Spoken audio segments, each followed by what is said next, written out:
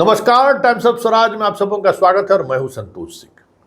और आज हम टाइम्स ऑफ स्वराज में चर्चा कर रहे हैं बिहार के 4 लोकसभा क्षेत्र के उम्मीदवारों का भविष्य ईवीएम में बंद हो चुका है।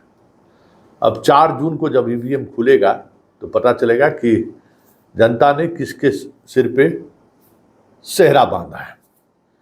लेकिन जो चीजें देखने को मिली है और जिस तरीके से वोटिंग हुआ है, पिछले वर्ष की तुलना में मतलब 2019 की तुलना में 5% कम वोटिंग हुई है। एक ट्रेंड ये है। दूसरा ट्रेंड है कि पिछले चुनाव में जमुई में जबरदस्त वोटिंग हुई थी। इस बार ठीक उलट औरंगाबाद में वोटिंग हुई है। जमुई में उस तरीके से वोटिंग नहीं हुई है। नवादा में सबसे कम वोटिंग हुई है। नवादा में तो आश्चर्यजनक ढंग से कम वोटिंग हुई है, जबकि पिछले बार का वोटिंग परसेंटेज भी और जीत हार का अंतर भी एक लगभग 1.5 लाख के करीब था। तो वहाँ वोटिंग परसेंटेज का कम होना, औरंगाबाद में वोटिंग परसेंटेज बढ़ना, मतलब ये जो चारों कंस्टिट्यूएंसीज है उसकी तुलना में वहाँ 2019 से ज़्यादा वोटिंग भी हुआ है। तो क्या संदेश दे रहा है? शुरुआत हम जमुई से करते हैं। देखिए, जमुई में जो मूल बातें सामने आई कि जमुई के उम्मीदवार को दलितों ने दलित माना ही नहीं, और खास करके राम रविदास, अधिकांश रविदास के मतदान केंद्रों पर बूथ पर दोनों को वोट मिला है। उस तरीके से कैंपेन भी लगता है नहीं हो पाया कि वो रविदास के वोट को एक जगह कंसोलिडेट कर सकता है। उसमें वो कामयाब नहीं रही। हमें लगता है कि ज़्यादा से ज़्यादा अपने हस्बैंड यादव के प्रभाव में वो ज़्यादा दिखी, उसके साथ ही ज़्यादा वो घूमती रही। तो जो दलित वोटर, राम वोटर था, वो अपने आप को कनेक्ट नहीं कर पाई उम्मीदवार से। इसका असर देखने को मिला। फिर जो छोटी छोटी जातियां हैं, वो जातियां पूरी तौर पे खड़ी दिखी एनडीए के साथ। लेकिन अप्रत्याशित चीज एक बार देखने को मिला कि मुसलमान के मतदान केंद्रों पर उस तरीके का रेला देखने को नहीं मिला। इक्के दुक्के लोग आके वोट गिरते रहे। और ये ट्रेंड सिर्फ जमुई में ही नहीं, गया और औरंगाबाद में भी देखने को मिला। नवादा में जम के वोट किया है मुसलमानों ने, लेकिन औरंगाबाद और गया में मुसलमानों ने उस तरीके से घर से बाहर निकलकर वोटिंग नहीं किया। उसका क्या संकेत है, वो संकेत समझने की जरूरत है कि आखिर क्या वजह क्या रही जो मुसलमान एग्रेसिव नहीं रहे। उसके अलावा जो एक वीडियो जारी हुआ चिराग को लेकर, उसका असर सभी कॉन्फ्रेंस, चारों कॉन्फ्रेंसी पे देखने को मिला। सरबजीत अगर हारते हैं तो उनकी हार की एक बड़ी वजह वो वीडियो भी होगा। पासवान वोटर में काफ़ी कह सकते हैं कि जो उबाल था, वो उबाल सरबजीत को महंगा पड़ गया। और एक और बात जो फीलिंग देखने को मिला कि लालू यादव को लेकर जंगल राज की बात तो होती ही है, तेजस्वी के बॉडी लैंग्वेज को लेकर भी लोगों के अंदर एक अलग तरीके का भाव दिखा। ये आश्चर्यजनक चीज़ हमें महसूस हुई कि तेजस्वी जिस मिजाज में भाषण कर रहे हैं, उसको लेकर जो गरीब का दूसरा तबका है वो थोड़ा भयभीत नजर आया। वो एक्सप्लेन नहीं कर पाए कि तेजस्वी के बोलने का तरीका, जबकि लालू यादव के तरीके से बहुत ही सॉफ्ट तरीका है। लेकिन बॉडी लैंग्वेज को लेकर लोगों को एतराज है कि शरीर में बड़ी ऐठत रही है। अब ये ऐठन की बात कहाँ से इन लोगों को समझ में आया है ये कह नहीं सकते, लेकिन ये इमेज जरूर हुआ है। नवादा में कुशवाहा को टिकट देकर जो साधना चाहते थे तेजस्वी या लालू परिवार, उसमें उन्हें वो सफलता मिल गई। कुशवाहा पूरी तौर पे आरजेडी के साथ खड़ा रहा, लेकिन खुद विनोद यादव बहुत ही कम वोट अगर काटते हैं, बहुत कम वोट, तो 20 से 25 हज़ार के करीब वोट वो ले आएंगे। ये यही जो है उनको महंगा पड़ सकता है। यादव के वोट पर वहाँ भी उस तरीके की वोटिंग नहीं हुई है जिस तरीके की वोटिंग करने का उनका तेवर रहा है। हालांकि नवादा में रजौली के डीएसपी पर कुछ आरोप भी लगे हैं, लाठीचार्ज वगैरह भी हुई है, विवाद भी हुआ है। कहा कि भाई आरजेडी के वोटर को वोट गिराने नहीं देता है। जहाँ तक हमें सूचना है शायद वो रजौली कहीं कोई डीएसपी स्तर के अधिकारी थे जिनसे, लेकिन मतदान अभी भी शांतिपूर्वक संपन्न हो गया। तो नवादा में नेक टू नेक फाइट है और ये फाइट को लेकर हर लोगों का अलग अलग ओपिनियन है, लेकिन एक ओपिनियन जो साफ दिख रहा है कि विनोद यादव जितना भी वोट लाएंगे उतना वोट राजद के प्रत्याशी पर भारी पड़ेगा। बात गया की करें तो जहां गया में लग रहा था कि सरबजीत कहीं मांझी को पटक कर नहीं दे दे, लेकिन उस वीडियो ने बड़ा नुकसान कर दिया सरबजीत को। हालांकि सरबजीत ने अन्य वोटरों को लुभाने में वो कामयाब रहे हैं। बाराचट्टी के इलाके में अच्छा वोट उनको आया है, लेकिन दो बातें महत्वपूर्ण देखने को मिल गया हमें। एक, मुसलमान का उस तरीके से लोग बाहर नहीं निकले। एक पंडा सब के बारे में जो बोले थे कि आके पैसा लेके चला जाता है, तो उस समय बड़ा बवाल किया था पंडा लोग। तो मांझी जी FIR दर्ज कर दिए थे, उसको लेकर भी नाराजगी दिखी। तो सब पंडा समुदाय का भी वोटिंग परसेंटेज काफ़ी गिरा रहा है। दोनों तरफ से ये चीज़ें चली हैं, लेकिन एक विनिंग सीट कह सकते हैं राजद, मतलब एक रणनीति का जो होता है ना चुनाव प्रचार के दौरान, उसके शिकार हो गए सरबजीत। विनिंग सीट था वो और ज़बरदस्त फाइट दे रही थी। और सामने वाला मांझी न बूथ मैनेजमेंट ठीक से कर पाए थे और न वर्कर उत्साहित था उनके साथ। फिर भी माहौल ऐसा बना कि चीज़ें बदल गई। अब बात हम औरंगाबाद चित्तौड़गढ़ की करते हैं। औरंगाबाद में चारों लोकसभा क्षेत्र में सबसे ज़्यादा वोटिंग वहाँ हुई है और ये वोटिंग उन इलाकों में हुई है जहाँ NDA के वोटर मजबूत हैं। और सबसे बड़ी बात, हम जब भी हम कभी औरंगाबाद जाते थे तो एक जिला परिषद का बिल्डिंग है जहाँ हिंदुओं का बहुतायत वोट होता है, और ठीक थोड़ा दूर आगे बढ़ने के बाद मुसलमान का बूथ है।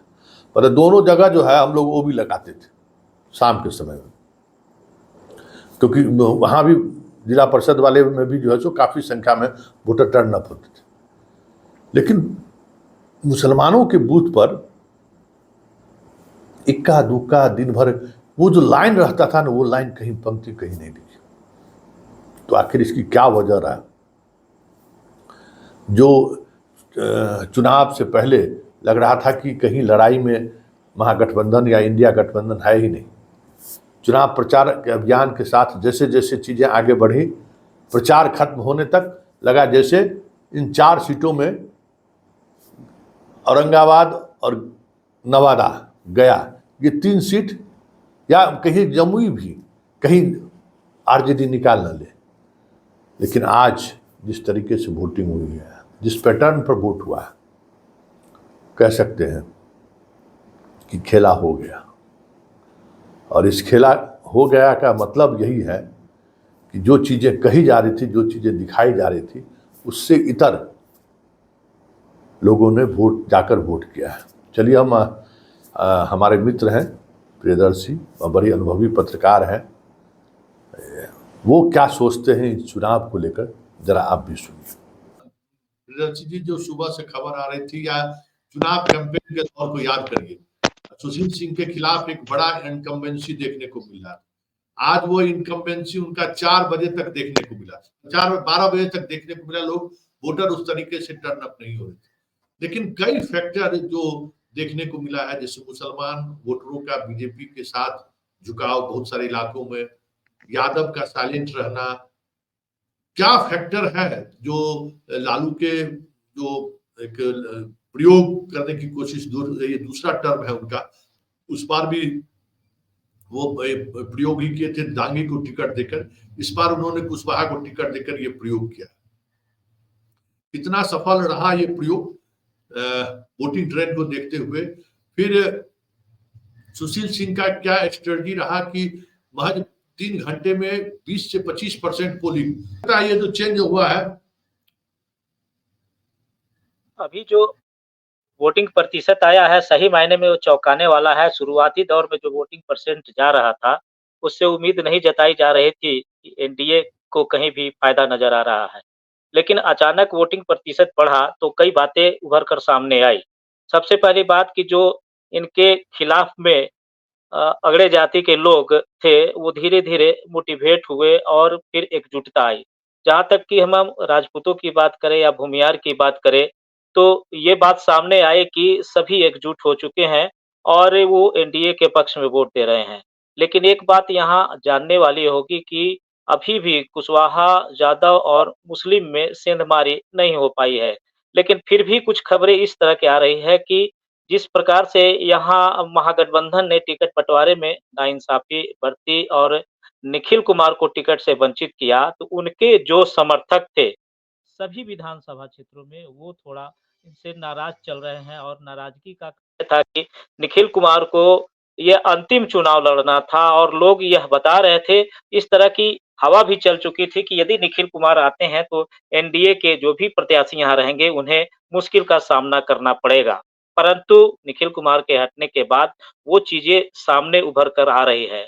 अब इमामगंज की जहाँ तक बात करें तो ये भी सूचना अभी मिल रही है कि वहाँ से मुस्लिम लोगों ने भी वोट दिया है और औरंगाबाद में भी यदि बात करें तो मुस्लिम एरिया में जो पहले मतदान हुआ करता था, सुबह से लाइनें लग लग जाया करती थी, लेकिन इस बार सुबह से वह नहीं दिखा और काफ़ी संख्या में वोटर एकत्रित नहीं हो पाए। तो ये भी माना जा रहा है कि कहीं न कहीं पैठान वर्ग हो या कुछ वैसे वर्ग हों जो निखिल कुमार को समझते हैं, उन्होंने वोट देना मुनासिब नहीं समझा और या फिर यदि वोट की तरफ मोटिव हो रहे हैं, वो अग्रसर हो रहे हैं, तो कहीं न कहीं इसमें एनडीए को फ़ायदा दिख रहा है। एक बात और सामने उभर कर आई कि जो तेजस्वी की सभा में बयानबाजियाँ चल रही थी, जिस पे वहाँ उनके चिराग पासवान के माँ को अपशब्द कहा गया था, उसके बाद पासवान समाज के जो लोग हैं, एकत्रित हो गए हैं। एक ऐसा ग्रुप है जो पासवान समाज का है, जिससे मैं भी जुड़ा हुआ हूँ, तकरीबन उसमें 1500 मेंबर हैं। उसमें इस तरह की बातें प्रायः आ रही थी कि एकजुटता अपनी दिखाना है और महागठबंधन को मजा चखाना है। इस तरह की कई संदेश भी आ रहे थे। तो कहीं न कहीं अभी यह देखने को मिल रहा है कि जो एनडीए के प्रत्याशी हैं, उनका पलड़ा भारी हो रहा है। लेकिन यदि अन्य क्षेत्रों में जहाँ बैकवर्ड क्लास के लोग हैं, तो वहाँ पर अगर ये देखें तो कांटे की टक्कर कहीं न कहीं किसी न किसी बूथ पर उभर कर सामने आ रही है। तो यदि जीत की बात होगी, तो दोनों प्रत्याशियों में किसी भी प्रत्याशी को कोई बहुत बड़ा बहुमत का आंकड़ा नहीं सामने नज़र आ रहा है। लेकिन माझी समाज भी अभी एनडीए के पक्ष में मतदान कर दिया है, जो बातें सामने आ रही है। तो इस प्रकार यह माना जाए तो अभी फिलहाल कुछ बढ़त पर एनडीए के प्रत्याशी दिख रहे हैं। जिस तरीके से प्रियदर्शी जी याद करिए, जब कैंपेन शुरू हुआ था, लग 48 घंटे पहले भी पूरा माहौल गरमाया हुआ था। एक याद होगा कि इसी तरीके से मगध में जब तेजस्वी सभा कर रहे थे, तो बाबू साहेब वाली बात प्रचारित हुआ और फिर वहां से जो माहौल बदलना शुरू हुआ, कमोबेश उसी तरीके से पासवान वाले इशू पर भी आपको लग रहा है कि पासवान को लेकर, क्योंकि देखिए हम लोग रिपोर्टर रहे हैं, वीडियो एडिटिंग भी बेहतर तरीके से समझते हैं। जिस तरीके से गाली गलौज का वो जो वीडियो आपको देखने को मिल रहा है, एकदम लग रहा है जैसे प्लांटेड है, कोई ये नहीं। तो ये जो रणनीति अपनाई गई, जिनके द्वारा भी अपनाई गई होगी, क्या वो उस रणनीति का असर गया में भी, जमुई में भी, नवादा में भी और औरंगाबाद में भी देखने को मिला? क्या लगा आपको? जी बिल्कुल, ये अगर मान लिए कि प्लांटेड होता भी, अगर किसी ने प्लांट किया भी, तो यह बात सामने उभर कर ये भी कहा जा रहा है कि जब तेजस्वी यादव मंच पर हैं और गाली आम पब्लिक के द्वारा दिया जा रहा है, वो सब जगह सुनाई दे रहा है। तो तेजस्वी यादव के द्वारा ऐसा एक्शन क्यों नहीं लिया गया? उसको डाँट-डपट क्यों नहीं की गई? यदि डाँट-डपट कर दी जाती, तो मामला आगे नहीं बढ़ता, तूल नहीं पकड़ता। लेकिन चिराग पासवान को अपना नेता मान चुके हैं और जो उनके अंदर में भावनाएँ पनप रही थी कि इस बार जो बँटवारे की भी बात हो रही थी कि पासवान समाज पूरा चिराग पासवान की तरफ नहीं जाएगा। लेकिन इस प्रकरण ने पासवान को एकजुट कर दिया है और एकजुटता से वो चिराग पासवान के साथ में है और एनडीए को वोट कर रहे हैं। अच्छा, निखिल कुमार को अगर मान लीजिए जो बातें अभी आपने कही है, निखिल कुमार अगर औरंगाबाद से चुनाव होता तो क्या होता? क्या और उसका असर चारों लोकसभा क्षेत्र पर क्या पड़ता? जी, निखिल कुमार कांग्रेस के सर्वमान्य नेता हैं, महागठबंधन के घटक दल भी इस बात को मानते थे और निखिल बाबू का ये अंतिम चुनाव था और उनके द्वारा पिछले 1.5 बरस से जब चुनाव नहीं लोग समझ रहे थे कि कितने तारीख को घोषित होगी, लेकिन 1.5 बरस से निखिल कुमार चुनाव प्रचार में घूम रहे थे, जगह-जगह जा रहे थे, लोगों को यह भी बता रहे थे कि इस बार का चुनाव मेरा अंतिम चुनाव है और मैं चुनाव लड़ना चाहता हूँ। तो महागठबंधन ने चुनाव में उनको टिकट नहीं देकर बहुत बड़ी एक गलती की है और अगर निखिल बाबू यहाँ रहते, तो चुनाव महागठबंधन के लिए काफ़ी आसान था। ये ऐसा लग रहा है। ये जी, जी, बिल्कुल मतलब ऐसा ही लग रहा है। और आपको बाकी वोटिंग पैटर्न से क्या लगा? आपको जो एनडीए का वोटर पहले रहा है, उसमें एक तो कुशवाहा वाली बात सामने आ गई कि सम्राट चौधरी के लाख प्रयास के बावजूद भी वो अपने जो जाति के उम्मीदवार हैं, उसमें वो सेंध नहीं लगा सके। ये तो साफ स्पष्ट हो गया। कुशवाहा अमूमन नीतीश कुमार के साथ या एनडीए के साथ पूरे राज्य में अगर देखें, जहां उम्मीदवार नहीं है, वहां वो उसके साथ है।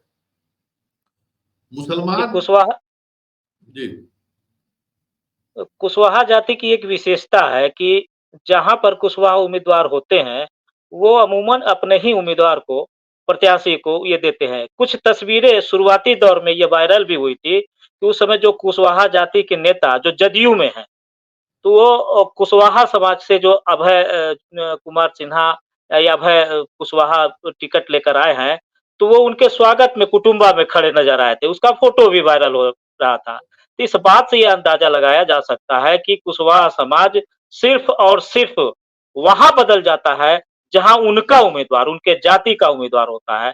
तो औरंगाबाद में भी यह देखने को मिला और जितने भी ये सम्राट चौधरी अगर आकर गोलबंदी भी किए, लोगों को समझाने का प्रयास किया, यहाँ तक कि सम्राट चौधरी को बीते समय में एक घटना घटी थी, जहाँ पर कुशवाहा समाज के एक नेता का मतलब कहिए कि कुशवाहा समाज का वो प्रतिनिधित्व करता था, उसकी हत्या हुई थी, तो मंच से उनको कहना पड़ा कि एक कुशवाहा समाज के हमारे सुजीत जी का हत्या हुआ था और हत्यारे को गिरफ्तार किया जाएगा।